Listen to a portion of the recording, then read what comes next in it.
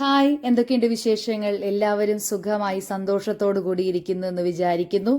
അങ്ങനെ നമ്മുടെ നാട്ടിൽ വലിയ ശക്തമായിട്ടുള്ള മഴയൊക്കെ കഴിഞ്ഞ് നമ്മൾ വീണ്ടും ഒരു ഓണവെയിലിൻ്റെ ആഘോഷങ്ങളിലേക്ക് കടന്ന് തുടങ്ങി അല്ലേ.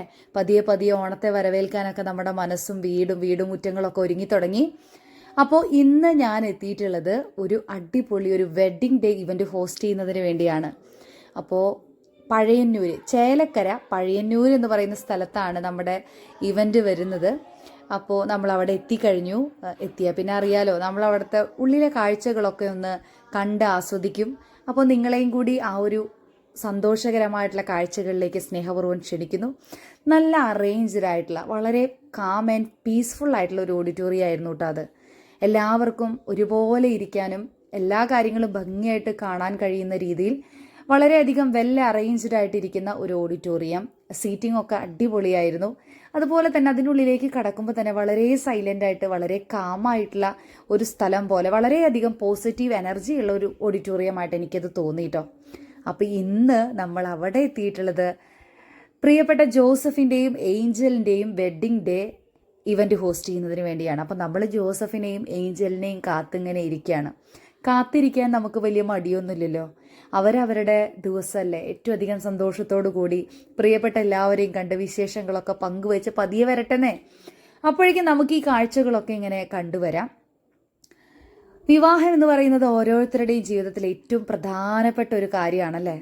ജീവിതത്തിൽ ഏറ്റവും ചേർന്ന ഒരാളെ കണ്ടെത്തുക എന്ന് പറയുന്നത് ദൈവം തരുന്ന ഏറ്റവും വലിയ അനുഗ്രഹങ്ങളിൽ ഒന്നാണ്.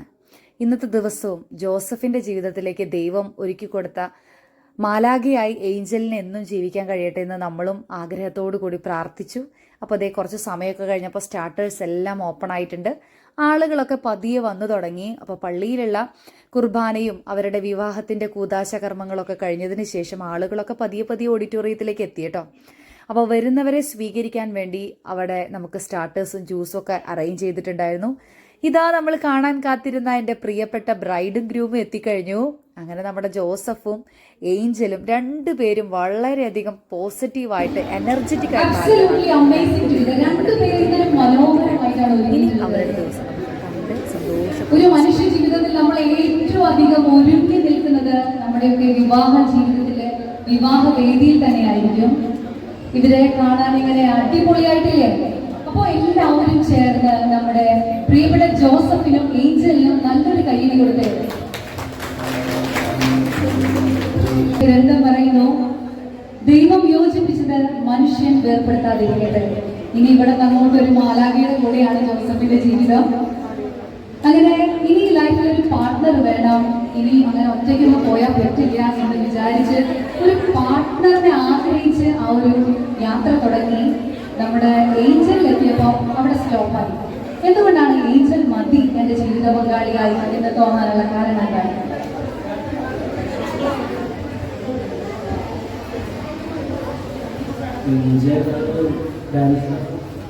നല്ലൊരു ഡാൻസറാണ്, അതേപോലെ അത്യാവശ്യം ആക്റ്റീവാണ്,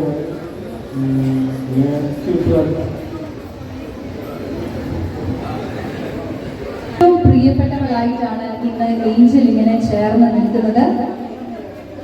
So as a formality, let me introduce the bride and groom and their families. നമുക്ക് ഇവരെ ഒന്ന് പരിചയപ്പെട്ടിട്ട് വേണം നമ്മുടെ ഇന്നത്തെ ജേർണി ഇവിടെ സ്റ്റാർട്ട് ചെയ്യാൻ.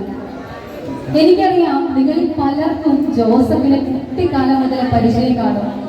ജോസഫിന്റെ വളർച്ചയിൽ കൂടെ നിന്നിട്ടുള്ളവരാണ് നിങ്ങളിൽ പലരും. എങ്കിൽ പോലും ചിലർക്ക് ജോസഫിന് അത്ര പരിചയം കാണില്ല. മറ്റു ചിലർക്ക് ഏഞ്ചലിന് നല്ല പരിചയം കാണും. ചിലർക്ക് ഏഞ്ചലിനെയും അധികം പരിചയമൊന്നും ഉണ്ടാവില്ല. അപ്പൊ ഇന്നത്തെ ദിവസം നമ്മൾ ഇവരെ ഒന്ന് പരിചയപ്പെട്ടിട്ട് വേണം നമ്മുടെ ഒരു ജേർണി സ്റ്റാർട്ട് ചെയ്യാൻ. എന്തുകൊണ്ടാണെന്ന് വെച്ചാൽ നമ്മൾ ഇനി മുതൽ ബന്ധുക്കളാവാൻ പോവുകയാണ്. ഏഞ്ചലും ജോസഫിന്റെയും ഫാമിലികൾ ഒരുമിച്ച് ചേർന്ന് ഏറ്റവും മനോഹരമായി കുടുംബജീവിതം വളരെ മനോഹരമായിട്ടുള്ള ഒരു ഡാൻസ് പെർഫോമൻസ് ആണ് ഇവിടെ.